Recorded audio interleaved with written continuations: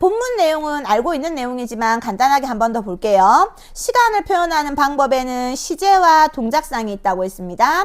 자, 시제는 발화시와 사건시에 따라서 구분한다고 했었죠. 발화시와 사건시의 개념을 한 번 더 정확하게 이해해 놓으시고, 그래서 발화시를 기준으로 사건시의 선후관계에 따라서 과거 시제, 현재 시제, 미래 시제로 나뉜다고 했습니다. 자, 동작상은 진행상과 완료상이 있다고 했잖아요. 이때 하나 주의할 거, 완료상은 동작이 이미 완결되었음만 나타내는 게 아니라 상태의 지속일 경우에도 나타내더라 까지 이해를 하셔야 될 거고요. 자, 문법은 무조건 예시 개념이라 했습니다. 자, 여기 기억부터 미음을 여기 적용해서 하시면 되죠. 자, 방정리를 하고 있구나. 고있다가 있죠. 자, 고있다는 여러분 보조용언입니다. 보조용언 고있다를 통해서 동작이 진행되고 있음, 진행상을 나타내는 거 맞아요.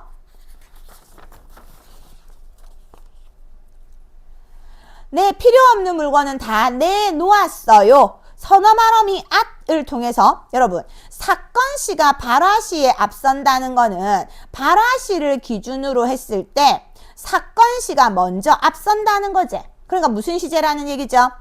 과거 시제라는 얘기예요. 요거를 잘 풀 수, 이거 헷갈리면 안 된다. 잘 풀 수 있어야 된다.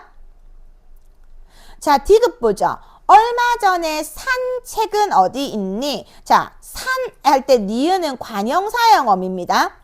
동사에 관형사형어미 니은이 붙었을 때는 과거 시제가 되죠. 자, 그런데 발화시가 사건시에 앞선다 라고 했어요. 자, 그럼 발화시가 사건시에 앞선다라는 얘기는 미래 시제라는 거죠. 네, 그러니까 3번이 틀렸네요. 발화시가 사건시에 앞선다는 건 발화시가 여기 있고 사건시가 여기 있다는 얘기다. 그죠? 자, 리을 줘버렸어요. 주어버렸어요입니다. 여러분. 조는 어간 주에 어버리다가 붙은 거예요.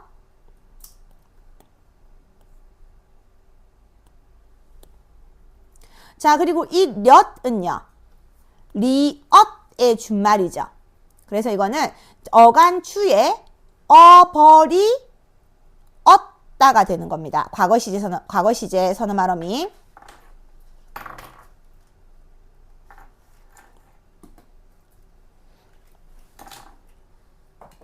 그래서 어버리다는 완료상을 나타내는 보조용언이 될 거고, 여기 엇은 과거 시제를 나타내는 선어말어미가 될 거예요. 그래서 어버렸어요는 동작이 이미 완결되었음을 나타내는 완료상. 맞죠? 저하고 같이 공부할 친구. 자, 관형사형 어미 리을입니다. 선생님이 이거를 일일이 지금 적으면서 해주는 이유가 시제 표현을 할 때 관형사형 어미, 선어말어미 이런 것들을 구분하는 게 굉장히 중요하다고 했죠. 아까 사건시가, 발화시가 사건시에 앞서는 건 미래시제였어요. 자, 그래서 관형사형 어미를 통해서 미래시제를 나타내는 거 맞아요. 네. 근데 이거 주어 버리었다 이렇게 적을 때 막 이렇게 짝대기 막 긋잖아요. 그거 안 적으면 틀렸다고 해요. 이게 그때그때 달라요. 옛날에는 이제 수학교 선생님이 아예 짝대기 안 끄면 1점 감점할 거다라고 얘기했던 적이 진년은 있었거든요. 1, 2년 전에. 그래서 근데 또 어떨 때는 또 짝대기를 안 끄어도 감점을 안 하는 경우도 있어. 그래서 감점이 안 되려면 일단 끊는 게 좋겠죠. 네. 그래서 짝대기를 끊는다라는 의미는 여러분 얘는 홀로 쓰일 수 없는 의존 형태소라는 겁니다. 그래서 어간 어미는 무조건 세트잖아. 그러니까 어간 뒤에는 줄표, 어미 앞에 무조건 줄표가 돼야 되는 거예요. 그런데 체언하고 조사 사이에서 조사는 의존 형태소이지만 줄표 안 해요. 왜냐하면 조사는 자립성이 없지만 단어로 인정하잖아. 그래서 조사는 줄표 안 해요. 해야 돼요. 엇은 선어말어미니까 뒤에 종결어미 볼 수 있으니까 다도 앞에 해야 되겠죠. 어말어미는 혼자 올 수 없잖아. 그래서 아마 이번 시험에서 특별히 선생님이 거기에 대해서 명시하지 않으셨기 때문에 굳이 감점을 안 할 수도 있지만 가급적이면 혹시나 모르니까 정확히 내가 알고 있다면 하는 게 더 좋겠죠. 자, 3번 봅시다. 여러분 시간 표현 시제는 선어말어미나 관형사형어미나 부사어를 통해서 실현된다고 했어요. 그러면 밑에 선지하고는 상관없이 시제 표현이 어떻게 되었는지를 하나하나 살펴봅시다. 기억, 창밖에는 눈이 내린다. 그리고 진주에도 아까 내가 언뜻 봤을 때 분명히 4시부터 5시까지는 눈 표시가 있었거든요. 그럴 리가 없다고 생각했지만 혹시나라고 기대했는데 여전히 눈이 안 오네요. 역시나. 왔는데? 왔어? 네, 왔대요. 10초 왔어요. 10초. 너는 그 10초를 그걸 캐치했어요? 모두가 창문을 뚫어져라. 진짜 나한테 카톡 좀 해주지. 난 못 봤네. 저희 딴만에 와서 응. 밖에 눈 내린다고 저희 반 애들 다 나갔거든요. 응. 근데 그쳤어? 눈이 딱 그친 거예요. 그래서 저희가 많이 못 봤어요. 그래도 진주에 오늘 첫눈이 오긴 왔네요. 그렇구나. 자, 창밖에 눈이 내린다는 내리다에 선어말어미 니은이 붙었습니다. 동사에 니은이 붙었으니까 시제는요. 현재 시제. 곧 강연을 시작하겠습니다는 지금 시간 부사 곧과 선어말어미 get을 통해서 미래 시제를 나타내는 거죠. 디귿은요. 디귿에 사용된 시간 표현. 부사어. 네, 시간 부사어 내일이 있고요. 미래. 그렇지. 관형 사형어미 리을. 그래서 시제는 뭡니까? 미래. 미래 시제. 자, 리을에는요. 니은. 그렇지. 여러분 만드는요. 자, 이거 형태 분석 잘하세요, 여러분. 만들다의 니은이 온 겁니다. 만들의 니은이 온 거예요. 리을 탈락된 거예요. 형태소 분석하면 이렇게 형태소 분석이 돼야 됩니다. 만들의 니은이 온 거야.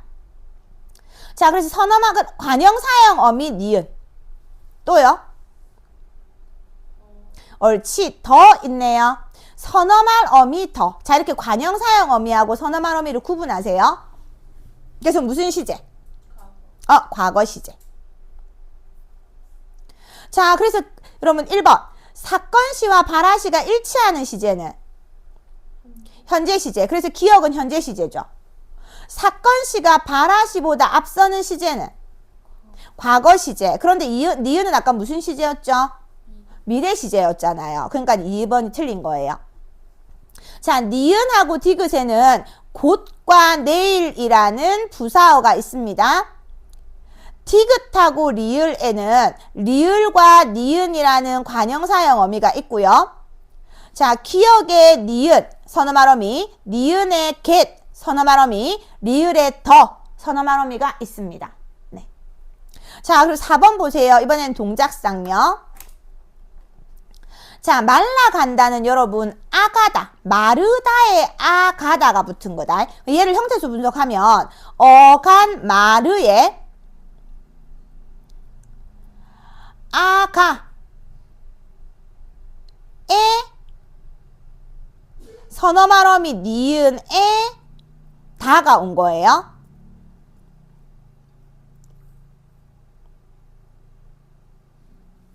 그래서 아가다는 진행상을 나타내는 보조용언이 될 거고 니은은 현재 시제를 나타내는 선어말어미가 될 겁니다. 자, 그래서 진행상 불고 있다는 여러분 고 있다가 붙은 거죠. 진행상. 밥을 다 먹어버렸다 할 때 렛은 리엇의 준말이에요. 그래서 어버리다 완료상. 그런데 엇이 붙었으니까 시제는 뭐예요? 과거 시제가 되는 거지. 말라간다도 여러분 진행상, 동작상은 진행상이고 시제는 뭐가 되겠습니까? 현재. 현재 시제가 되는 거야. 아까 니은 붙었었잖아요.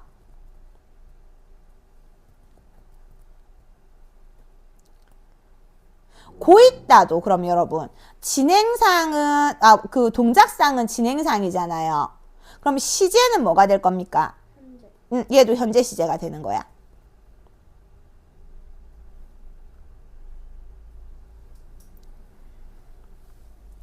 그래서 답은 3번이 될 겁니다.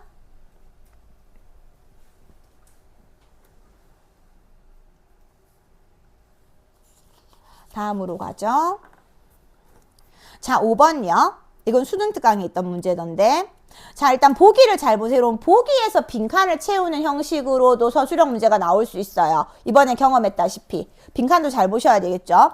자, 현재 시제의 관형사형 어미는 는과 니은이 있다 했습니다.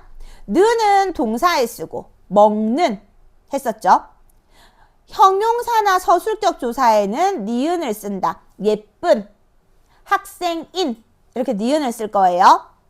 자, 과거 시제 관형사형 어미는 니은과 던이 있는데 던은 동사에는 니은하고 던이 다 쓰이고 형용사에는 던만 쓴다고 했습니다. 그러니까 먹은 하면 과거인 거예요. 먹던 과거인 거예요. 예쁘던 과거인 거죠. 자, 동작상을 살펴보면 완료된 행위를 나타낸 경우에는, 즉 완료상인 경우에는 내가 먹은 가 같이 으, 니은이 붙고, 완료상인 경우에는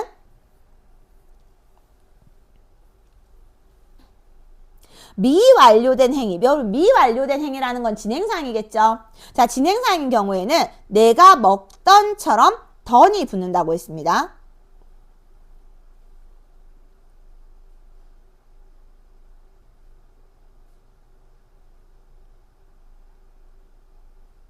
자, 그런데 형용사는, 여러분 형용사는 성질이나 상태를 나타내는 거잖아요. 자, 그래서 행위를 나타내지 않기 때문에 던이 붙더라도 진행 동작상을 나타내지 않고 단순히 뭐만 나타낸다?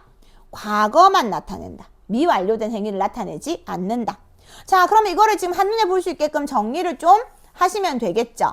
자, 현재 시제 관형사형 어미는 는과 으, 니은이 있더라. 는은 동사에 붙고 니은은 형용사나 이다에 붙는다. 과거 시제 관형사형 어미는 니은과 던이 있는데 니은하고 던은 동사에 쓰이는데 니은은 완료형 그리고 던은 미완료형. 근데 형용사일 때는 행위를 나타내지 않는다. 그래서 동작상을 나타내지는 않는다 라고 했습니다.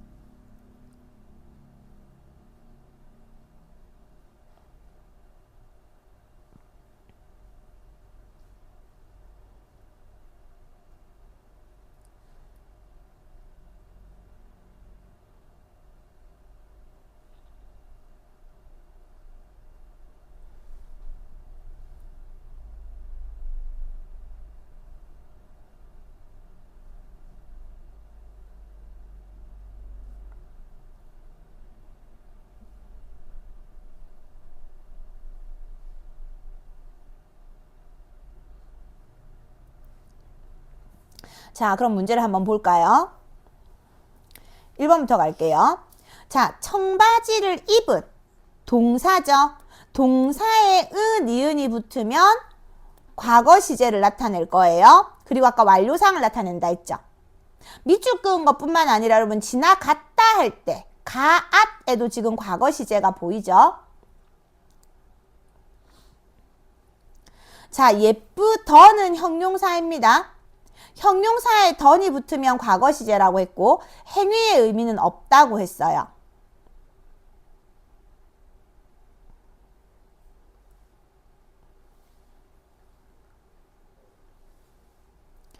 기억은 완료된 행위. 근데 니은 때문에 얘는 그럼 답이 안 되겠다. 그지?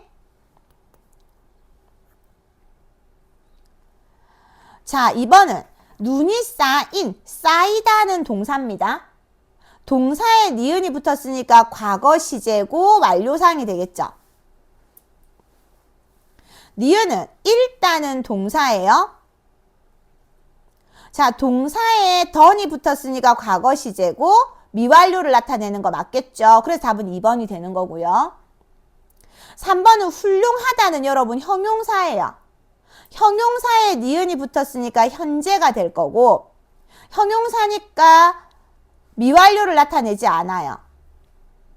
그러면 여기서 시는 주체 높임 전어 말음이라는 것도 알아놓으셔야겠죠?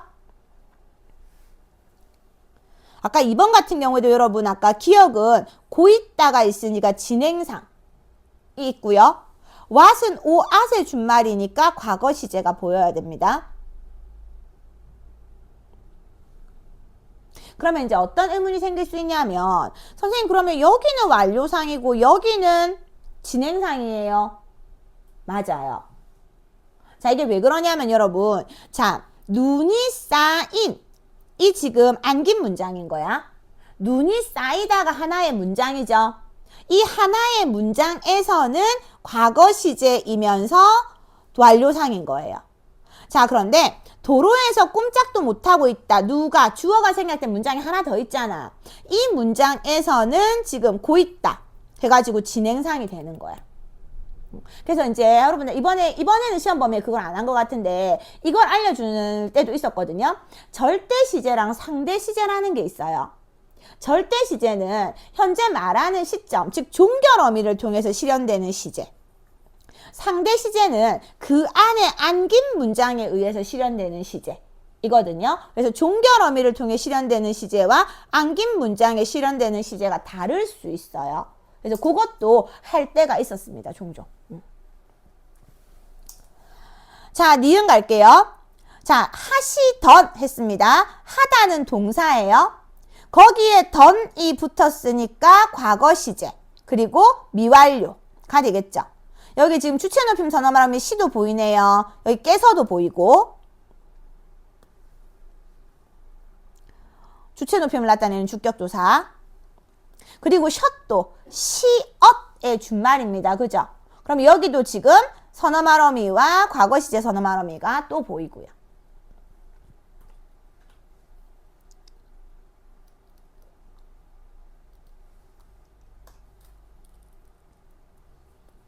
그래서 얘는 기억되면 안 될 거고. 자, 4번은 꽂다는 동사입니다. 그런데 니은이 붙었으니까 과거 시제고 완료를 나타내겠죠? 그런데 깨끗하던은 형용사잖아요. 던이 붙었으니까 과거고 미완료를 나타내지 않을 거예요.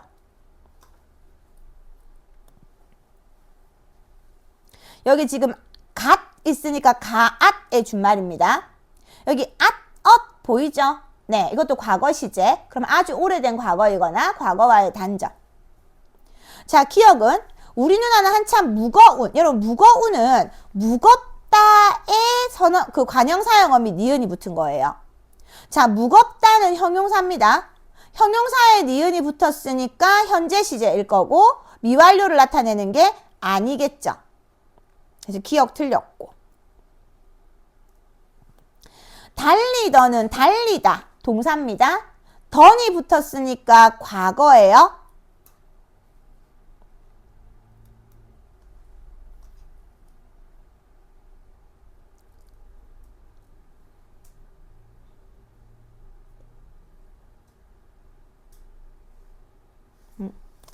자, 그래서 던이 붙었으니까 뭐가 되겠습니까? 미완료가 되겠죠. 그리고 여기 과거 시제를 나타내는 여기 햇 같은 경우도 하앗의 준말이니까 과거 시제가 보이고요. 네. 자, 이렇게 요거 하나하나 따져보실 수 있어야 된다. 하나하나. 자, 6번도 시제입니다. 기억 보자. 울다에 더가 붙었어요. 자, 그러니까 화자가 과거 어느 때의 일을 떠올리며 말할 때 쓰이는 거 맞고요. 자, 니은은 오다에 리을이 붙었죠. 관형 사용어미 리을이 붙어서 근데 지금 이때 올 때 힘들지는 않았니는 과거잖아. 이미 온 거잖아요. 그러니까 얘는 지금 미래의 사건을 나타내지 않는 경우가 맞겠네요. 자, 그리고 딕은요. 자, 딕은 좋아졌어요 했어요. 여러분 좋아졌어요는 좋다에 아지다에 과거 시제 선어 말어미 엇에 종결어미 어요가 붙은 겁니다.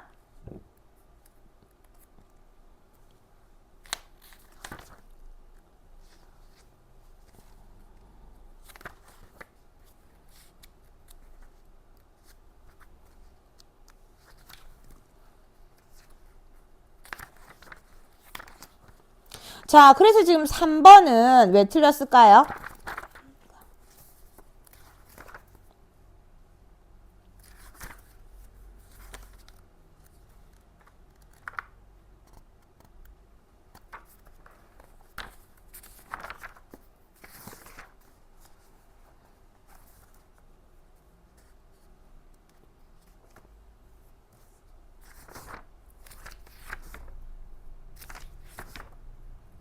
서너 말하면 엿이 아니에요. 선어 말음이 엿이 아니라 선어 말음이 엇이 돼야 되겠죠.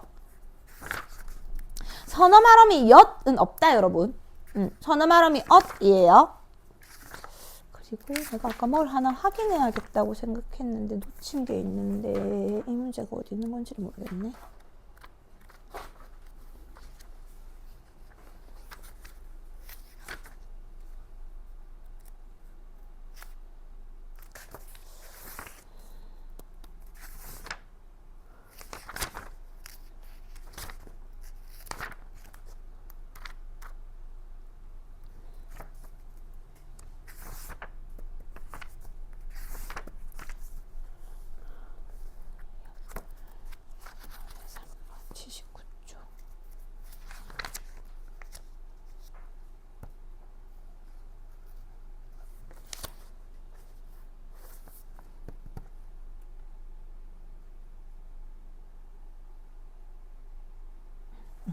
그만 확인하면 되겠다. 오케이.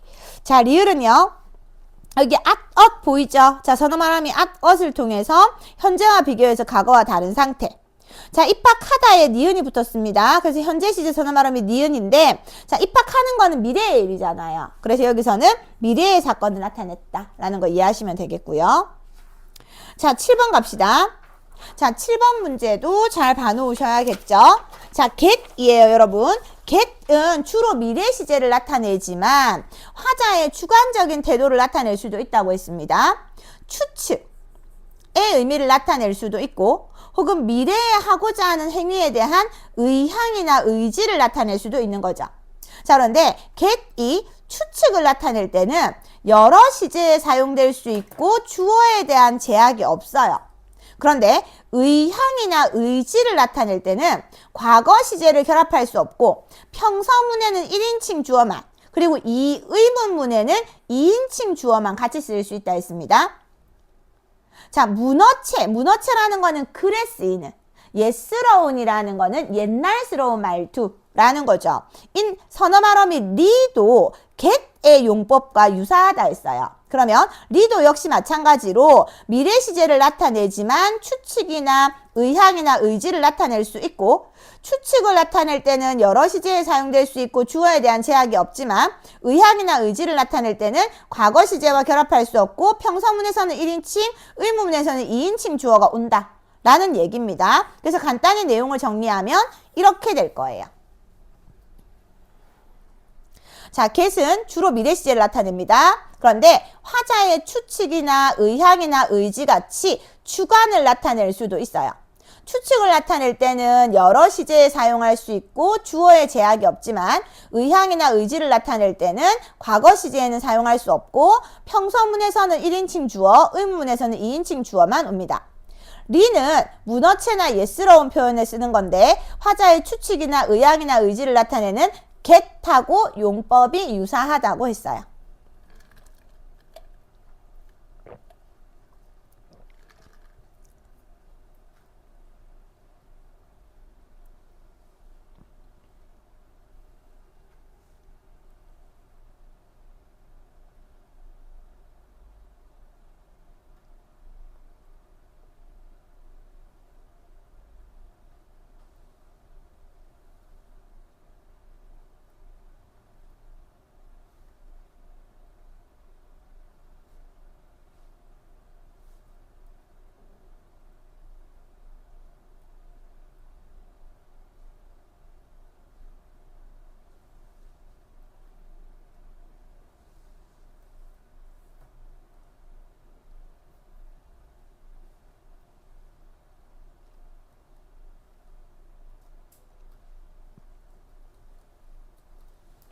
자, 그럼 봅시다, 여러분.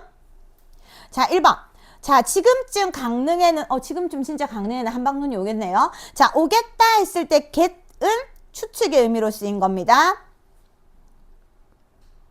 자, 그러니까 기어, 추측의 의미로 표현할 수 있다. 맞고요. 자, 니은, 나는 커서 반드시 화목한 가정을 꾸리겠다 할 때 get은 의향이나 의지를 나타내는 거죠.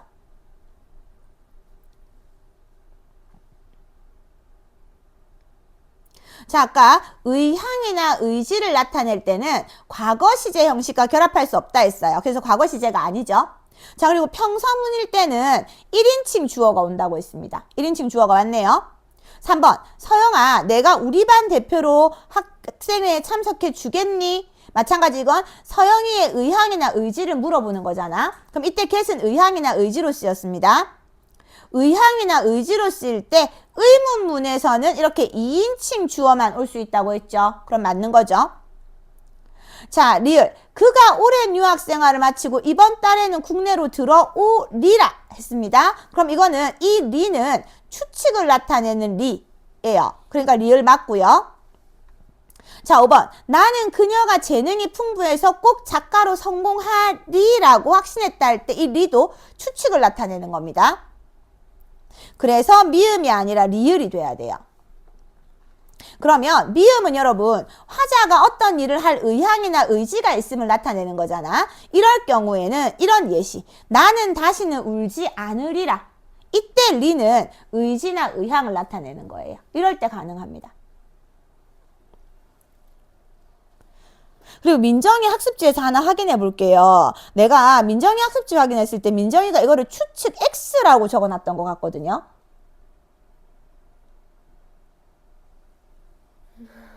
그래서 그거를 한번 확인해 볼 필요가 있을 것 같아요. 네. 이거는 내가 디귿이라고 쓴 건지 리을이라고 쓴 건지 헷갈렸었는데 아마 리을이라고 쓴 게 디귿처럼 보였던 것 같고, 근데 이건 추측 X라고 되어 있었던 것 같거든요. 근데 이 문장은 지금 추측이 맞단 말이야. 그래서 학습지로 한번 확인해 보시고 만약에 추측 X라고 되어 있으면 수업 시간에 혹시 다른 애들도 그렇게 되어 있는지 아니면 민정이가 필기를 잘못한 건지 확인해야 될 것 같아요. 자, 그리고 피동 표현으로 가십니다. 자, 여러분 피동 표현은 능동 표현에 대응되는 표현이었죠.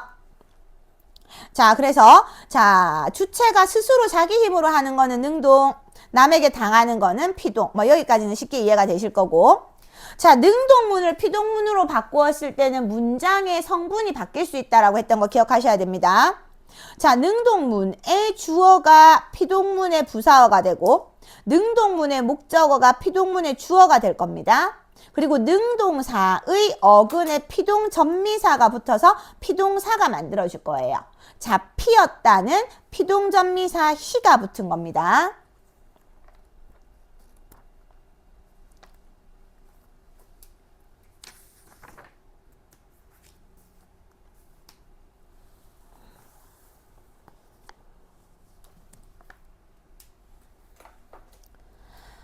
자, 그래서 목적어가 주어로, 주어가 부사어로, 그리고 서술어의 동사가 피동사로.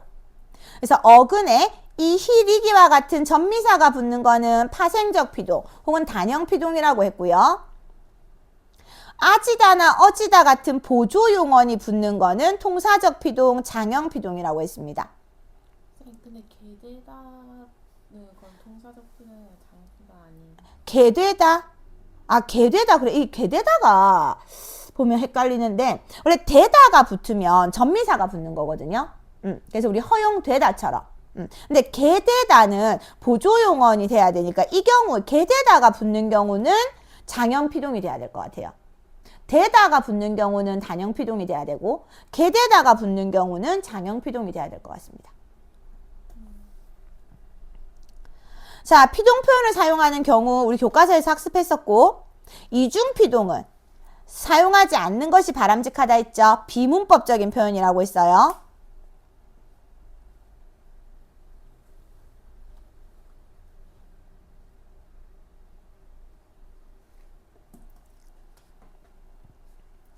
자, 그런데 우리 사동도 간단하게는 알아야 되죠. 우리 학습지 내용에 사동이 선지로 나오는 경우가 있거든요.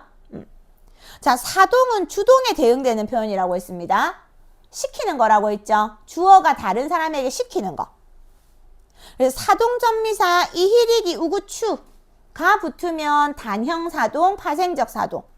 보조용언 개하다가 붙으면 장형사동, 통사적 사동이 될 거예요.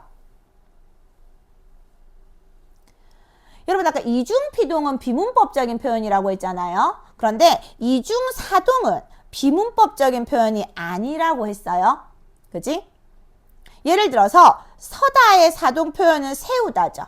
그러면 여기 이우가 붙은 것처럼 보이는데 이 이우를 그냥 하나의 사동전미사로 본다고 했습니다. 이거는 중세국어하고 관련이 있는 거라서 지금 단계에서는 왜 그런지까지는 모르셔도 됩니다.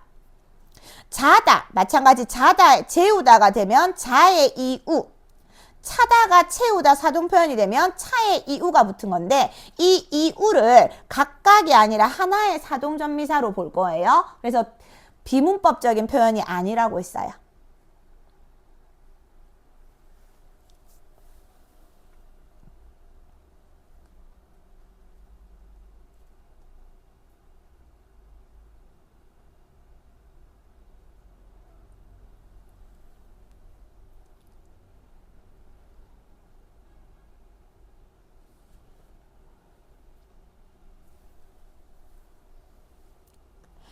자, 그럼 다음 페이지로 가셔서 1번부터 보실까요?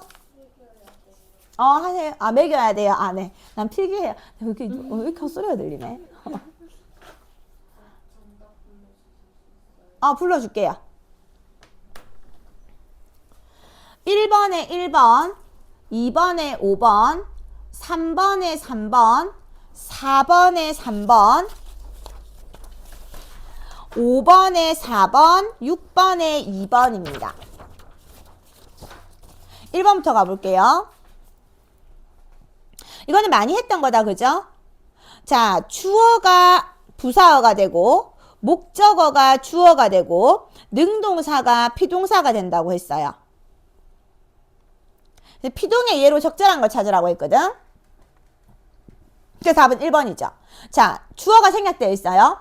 누가 빼앗기다. 자, 누구는 스스로 빼앗을 수 없어요. 빼앗김을 당한 거예요. 그래서 이건 피동이 되겠죠. 자, 2번은 여러분 만났어요. 누가 만난 거잖아. 그러면 행위가 직접 한 거니까 이건 능동 표현입니다. 자, 전했어. 친구가 전했죠. 주체가 직접 한 거니까 이것도 능동 표현입니다. 자, 숙였어요. 누가 숙였죠. 주어가 직접 한 거니까 이것도 능동 표현이에요. 숙다라는 단어는 없습니다, 여러분. 숙이다가 기본형이에요. 이가 붙은 게 아니에요. 자, 주어가 굽혔어요. 이것도 주체가 직접 행동을 한 거니까 능동 표현이 되겠죠.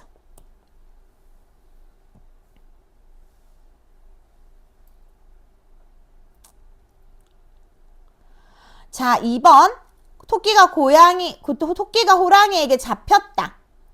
능동 표현을 바꾸면 호랑이가 토끼를 잡았다가 될 거예요. 자, 그랬을 때, 자, 1번. 누가 밧줄을 당긴 거지? 주체가 직접 한 거니까 이건 능동. 자, 누가 감긴 겁니다. 누구의 머리를? 동생의 머리를. 자, 이때 여러분, 누가 누구에게 머리를 감게 시킨 거지? 그래서 이 감기다는 사동 표현이에요. 그래서 이 기는 사동전미사입니다. 자, 목적어를 가지고 있고 개하다가 붙어서 말이 되면 사동 표현이라고 했었죠. 누가 밥을 먹인 거예요. 다른 사람에게. 그러니까 이것도 뭐가 됩니까? 사동이 되겠죠. 자, 후배가 놀린 거야. 그죠? 그러니까 주체가 직접 한 겁니다. 이건 능동이고요. 건물이 흔들렸어. 건물은 스스로 흔들릴 수 없어요.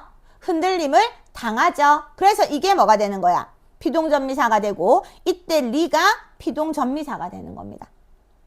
자, 그리고 이제 이거 필기되어 있는 거 보니까 어떤 애들 같은 경우 이거를 그거 해놓은 게 2가지 의미 이상 가능성 민정이가 이렇게 적어놨던 것 같은데 네. 그게 직접사동 간접사동 얘기한 거죠. 네. 그 얘기인 것 같아요. 우리 그때 문법 요소 할 때 여러분 단형사동은 주동사의 어근에 사동전미사 이일이기 우구추가 붙는 겁니다. 근데 단형사동의 경우에는 직접사동으로 해석될 수도 있고 간접사동으로 해석될 수도 있는 중의성을 가진다고 했었어요. 직접사동은 주체가 행동에 직접 관여하는 거.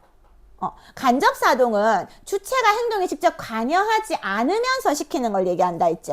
그랬을 때 엄마가 동생에게 옷을 입히셨다 라고 하면 엄마가 동생한테 이리 와, 팔 올려, 머리 쑥 이렇게 직접 입혀서 직접 사동일 수도 있고 가서 옷 입고 와 라고 말로만 시키는 간접사동일 수도 있는 거예요. 그 얘기를 아마 설명해 주신 것 같아요. 네. 자, 그리고 3번 가죠.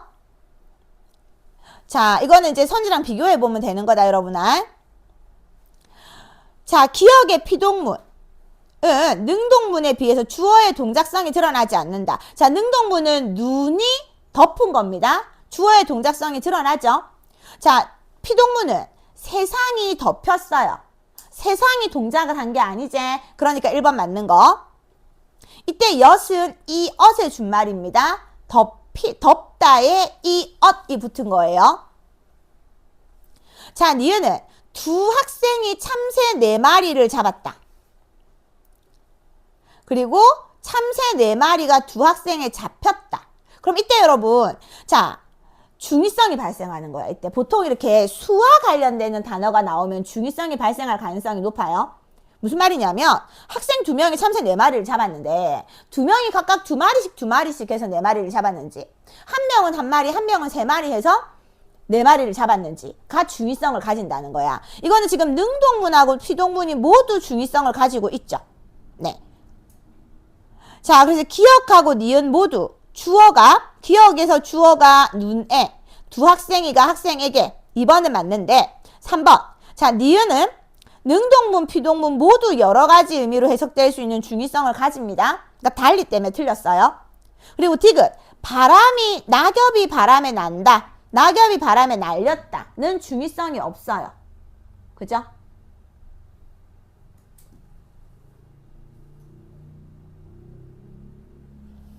자, 그래서 디귿은 중의성이 아예 없고. 자, 디귿은 여기 지금 여러분 자동사는 뭐가 자동사였죠? 목적어가 필요 없는. 자, 난다는 지금 목적어가 없어도 됩니다. 낙엽이 날다만 되면 돼요. 자, 그런데 이렇게 날렸다로 피동사가 됐죠? 맞는 거고요. 자, 리을은 지금 보면 피동문은 있는데 능동문이 없어요. 여러분, 이 피동문을 능동문으로 바꾸려면 어떻게 하면 될까요? 주어가 뭐가 될 거지? 피동문의 주어가 능동문에 뭐가 될 겁니까? 목적어가 될 거잖아. 날씨를 풀었다 가 될 거예요. 누가 가 있어야 되겠지. 자, 그런데 누가 날씨를 풀 수 있나? 없잖아요. 그러니까 이거는 대응하는 능동문이 없는 거예요. 자, 이렇게 대응하는 능동문이 없는 사례도 기억해 놓으셔야 됩니다. 자, 4번이요. 자, 이건 이일이기 어구추가 붙는다는 건 알고 있는 거고. 그럼 이거를 지금 이제 능동문으로 바꿔보면 되는 거지. 자, 그러면 지금 주어가 목적어가 될 거예요. 시험 문제를 지난번보다 잘 풀었다. 누가 주어가 있어야 되지. 원래 피동문의 부사어가 능동문에 뭐가 될 거고? 주어가 될 거잖아요. 근데 여기는 지금 부사어가 없으니까 이 지난번보다는 주어를 나타내는 부사어가 아닙니다. 비교 부사격 도사지. 그래서 지난번보다가 주어가 되진 않을 거고 새로운 주어가 들어가겠죠. 자, 그의 글은 주어가 목적어가 될 거예요. 그의 글을 아름답게 읽었다. 누가? 내가. 그래서 오직 내가 혹은 오직 나만이 그의 글을 아름답게 읽었다 라고 하시면 될 거고. 그럼 주동문을 피동문으로 바꾸고, 능동문을 피동문으로 바꾸거나 피동문을 능동문으로 바꿔라 라고 하는 게 나올 수 있어요. 그러니까 이거 잘 정리해 놓으셔야 된다. 자, 그리고 여기 지금 보면 친구가 주어가 있죠. 자, 친구가 버스에서 자기 짐까지 나에게 안겼다 라고 했습니다. 네, 여러분 지금 여기서 안겼어요. 누가? 친구가. 누구에게? 나에게. 뭐를? 짐을. 그죠? 자, 이거는 지금 친구가 나에게 짐을 안게 한 거잖아. 그러니까 사동 표현이 되는 거야. 그래서 답이 아닌 거는 몇 번? 3번이 되는 겁니다. 네. 자, 그래서 이거를 이제 주동문으로 바꾸면 주동문으로 바꿔야 되겠죠. 그러면 내가 버스에서 친구의 짐까지 안았다. 이렇게 될 거고. 자, 잔디가 주어니까 잔디를이 목적어가 될 거고, 날카로운 칼날이 부사어니까 날카로운 칼날이 주어가 되겠죠. 그러면 날카로운 칼날이 무성하던 잔디를 모두 깎았다가 될 거거든요. 자, 근데 이때 여러분 생각해 볼 거. 자, 칼날은 깎을 수 있습니까? 스스로? 없어요. 그지? 칼날은 스스로 깎을 수 없어요. 그러니까 이거는 비문이 되는 거야. 비문법적인 표현이 되는 거예요. 자, 그렇다면 이 피동문은 대응하는 능동문이 없는 게 되겠죠. 네. 자, 우리 학교 운동장이 목적어가 될 겁니다. 우리 학교 운동장을 가끔 주차장으로도 이용했다. 누가가 되겠죠. 자, 여러분 스스로 지금 능동문으로 바꿔보시죠. 옆에다가.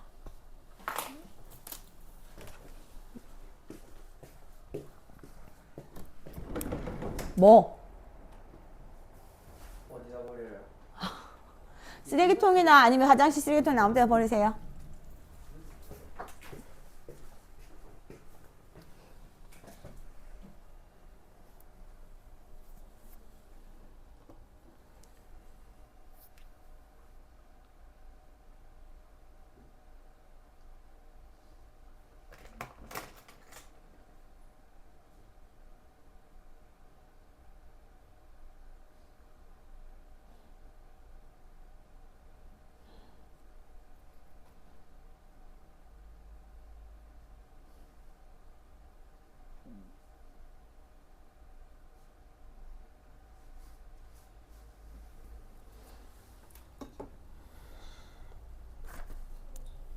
응?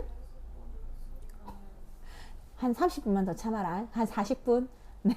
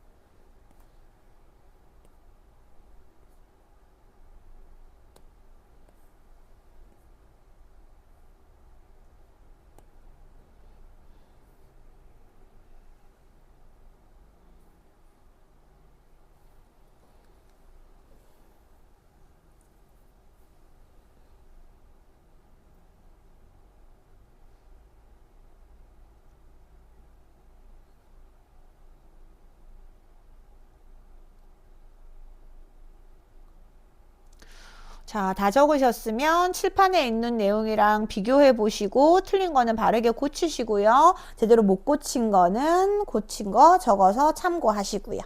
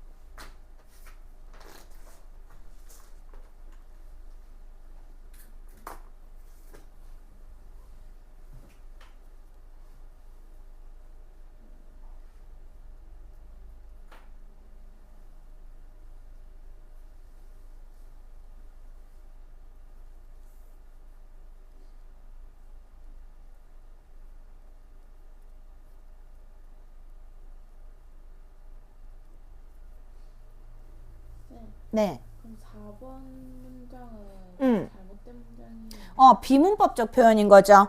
날카로운 칼날이 잔디를 스스로 깎을 수는 없잖아.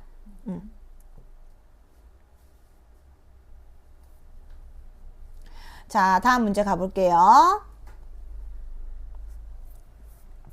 자, 4번 가십니다. 5번 가십니다. 자, 이중피동은 잘못된 피동이라는 것과 단형 피동과 장형 피동을 구분하실 수 있어야 될 거고요. 자, 그녀의 손등이 고양이에게 긁혔다. 그러면 그녀의 손등은 스스로 긁을 수 없어요. 긁힘을 당하는 거죠. 혓은 이 엇의 준말입니다. 그러면 긁에 접사 희가 결합해서 피동의 의미를 나타내는 거 맞고요. 자, 형이 동생에게 아끼던 인형을 빼앗겼다라고 했어요. 자, 형은 빼앗은 게 아니라 뺏김을 당한 거죠. 자, 곁은 기엇의 준말일 거고 주어인 형이 동생에게서 행위를 당한 거 맞습니다. 자, 비가 내려서 운동장에 천막이 세워졌다. 그러면 천막은 스스로 세울 수 없어요. 세움을 당하는 겁니다. 자, 그러니까 세우에 어지다가 결합해서 장형피동이 된 거 맞고요, 여러분. 이때 하나 기억할 거. 자, 세우에 어지다에 었다가 붙은 거죠. 이때 세우는 서다의 사동 표현이에요. 그래서 여러분, 자, 서다에 이 우에 지가 붙었네, 우에 지다가 붙었네, 어지다가 붙었네라고 해서 이중피동이라고 생각하면 안 됩니다. 세우다는 사동에 지금 피동을 만드는 보조용언이 붙은 거예요. 세우다. 자, 그려졌다는 여러분, 그리다에 어지었다가 붙은 거예요. 그리다에. 그러니까 접사 리가 붙은 게 아닙니다. 그럼 이 문장을 바르게 고치면 어근 그리에 어지다가 결합하여 장형 피동으로 실현되었군. 이렇게 돼야 되겠죠.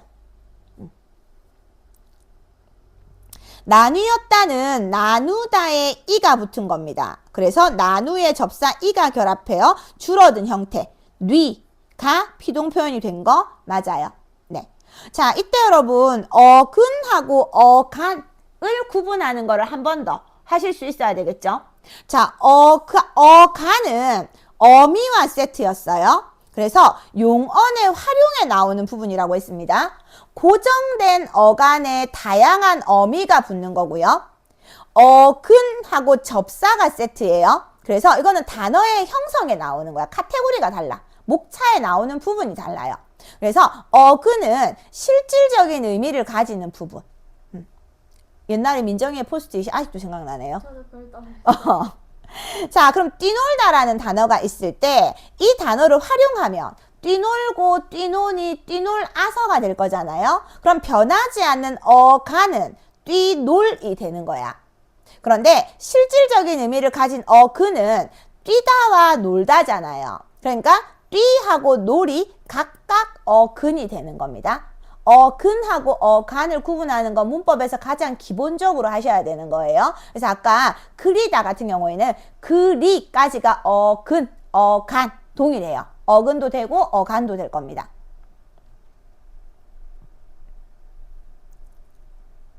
자, 그럼 마찬가지 기역부터 미음까지의 문장을 능동 표현으로 바꿔보시죠.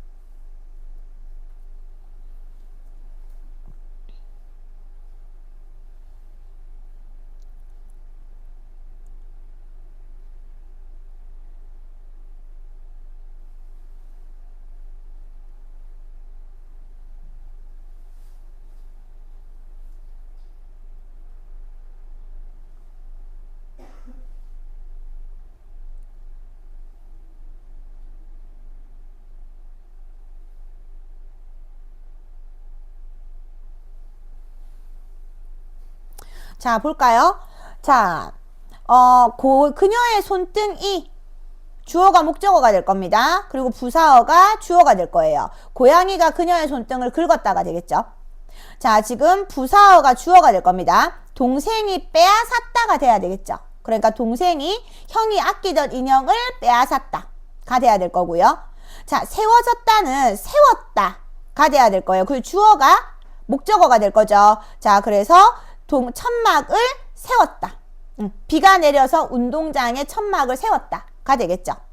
자, 그려졌다는 그렸다가 될 거예요. 주어가 목적어가 될 거잖아요. 그러니까 그림을 잘 그렸다. 도화지의 질이 좋아서 그림을 잘 그렸다. 주어 생략된 주어가 있겠지.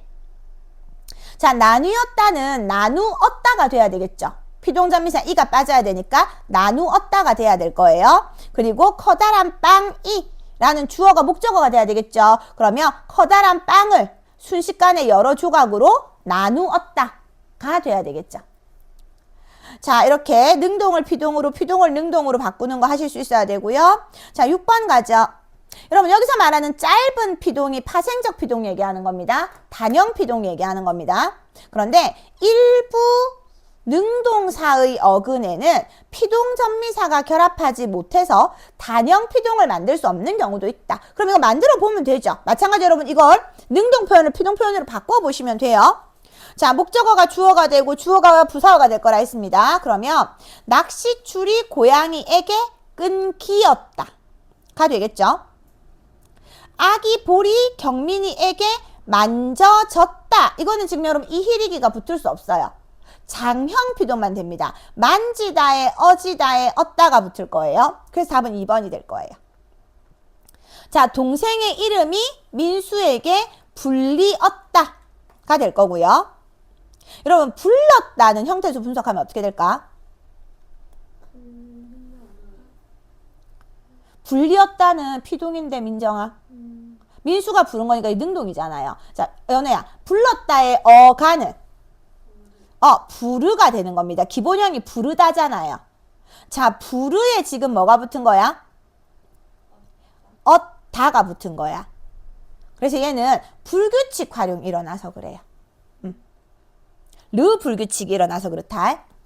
부르에 다가 붙은 겁니다. 능동이에요.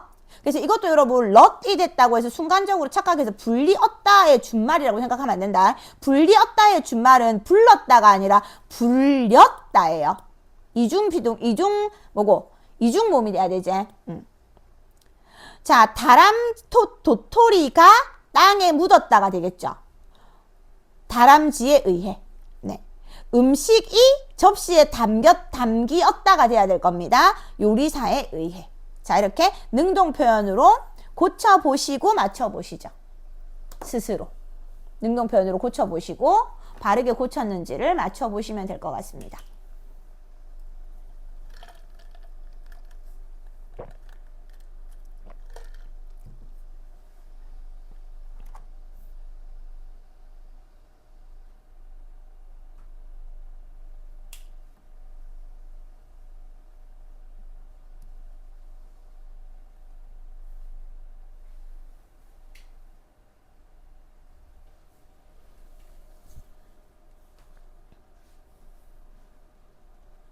선생님, 뭐뭐에 의해도 상관없죠? 네. 원래 의해는 우리 그때 영어 번역투 문장이라서 피하는 게 좋다고 했었잖아요. 근데 여기 같은 경우에 이제 빼도 되고 굳이 넣으려면 이제 의해로 들어가는 거지.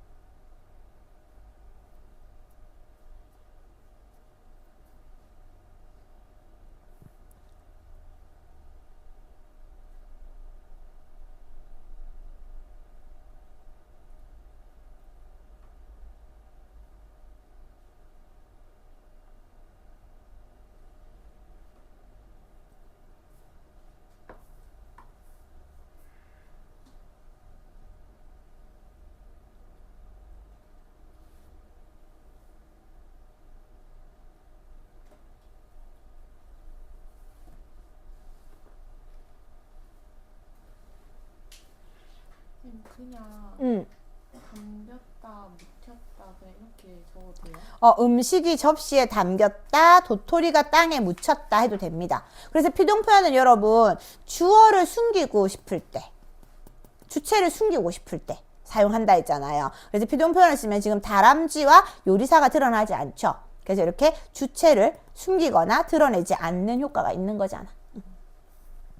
자, 그리고 인용 표현으로 가실게요, 여러분. 자, 직접 인용은 그대로 옮겨 전하는 거, 간접 인용은 자신의 표현으로 바꿔서 전하는 거. 자, 그래서 직접 인용을 할 때는 이렇게 큰 따옴표를 쓰고 조사라고를 쓴다고 했습니다. 자, 근데 간접 인용을 할 때는 큰 따옴표를 빼고 조사고를 쓸 건데 인칭 표현, 지시 표현, 높임 표현, 시간 표현, 종결 표현 같은 것들을 바꿔야 된다고 했죠. 그치? 자, 그래서 자, 찬영이는 나에게. 자, 찬영이가 나에게 할 때 너는 누구예요? 찬영이한테 너는 나잖아. 그럼 이거를 내가로 바꿔야 되는 거야. 자, 평서문일 때는 다고로 바꾼다고 했습니다. 그러니까 다고가 되는 거죠. 이렇게. 자, 그래서 여러분 요거 잘 봐놓으셔야 되겠죠. 자, 평서문이나 감탄문일 때는 종결어미 다고, 의문문일 경우에는 야고, 명령문일 경우에는 라고, 청유문일 경우에는 자고로 바뀐다고 했습니다. 자, 밑에 표현 있죠? 해보시죠. 민수.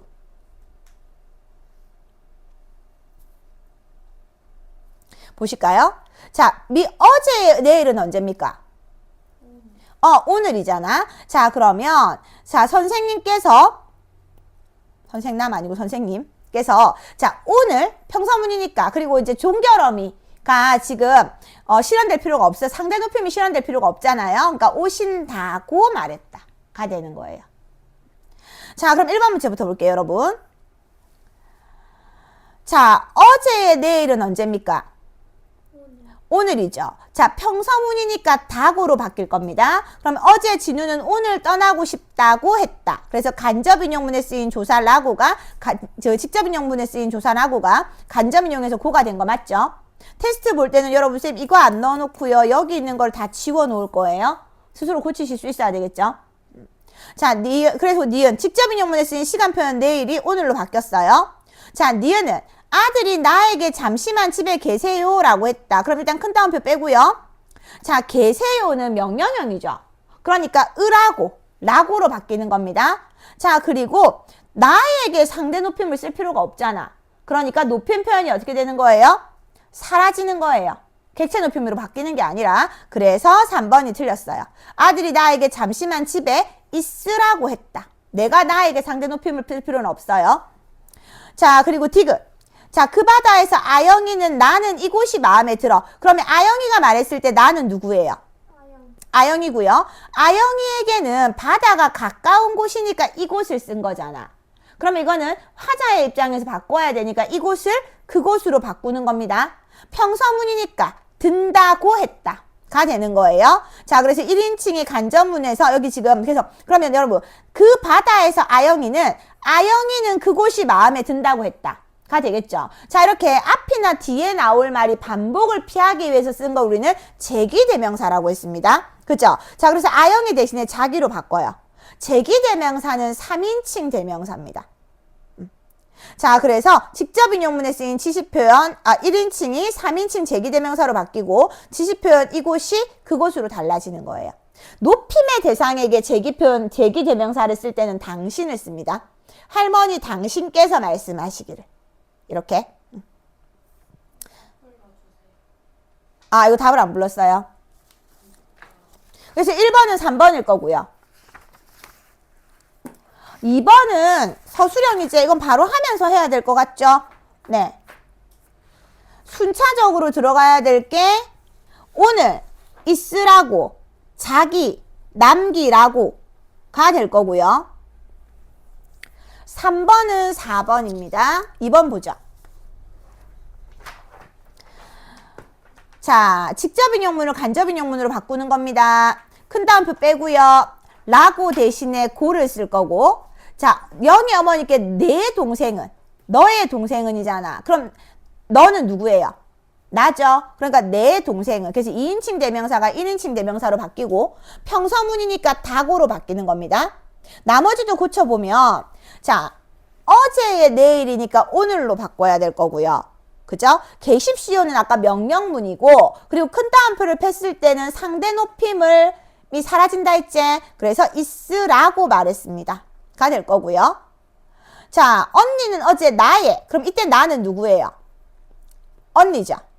그죠? 자, 남겨라. 명령형이잖아요. 그러니까 남기어라. 남기으라가 돼야 되겠죠. 그래서 남기라고가 되는 겁니다. 자, 그리고 언니는 어제 언니의 휴대전화. 반복이잖아요. 반복을 피하기 위해서 제기대명사 자기를 쓰는 거예요. 자, 3번. 그럼 간접인용은 화자의 관점에 따라 변형하는 거라고 했습니다.